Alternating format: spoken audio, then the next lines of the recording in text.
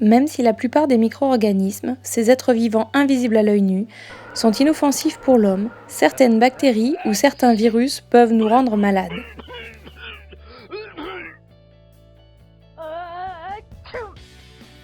C'est pour cela que nous devons éviter la contamination, ou si elle a déjà eu lieu, lutter contre l'infection.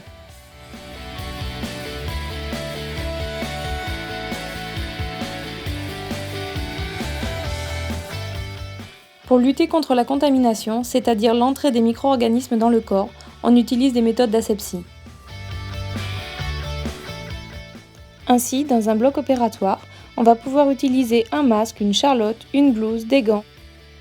Le matériel utilisé sera stérilisé en le chauffant. Il existe d'autres moyens d'asepsie très simples tels que se laver les mains ou utiliser des produits antiseptiques tels que l'eau de javel ou l'alcool pour nettoyer les objets pouvant être en contact avec le corps. Une autre méthode pour éviter la contamination, c'est l'utilisation du préservatif lors de rapports sexuels. Pour lutter contre l'infection, c'est-à-dire la multiplication des micro-organismes dans le corps, on utilise des méthodes d'antisepsie.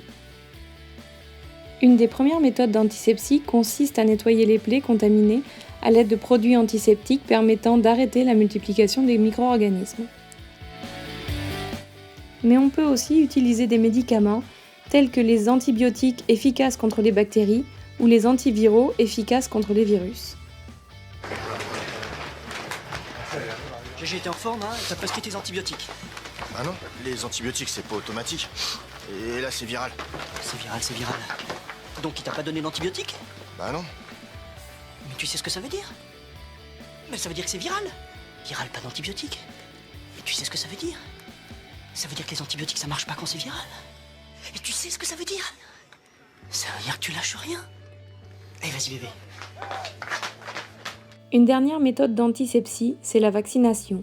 Elle consiste à injecter un antigène affaibli, c'est-à-dire un micro-organisme mort ou un morceau de ce dernier. Cette injection va faire en sorte que les lymphocytes spécifiques à cet antigène, après l'avoir reconnu, vont se multiplier pour lutter contre.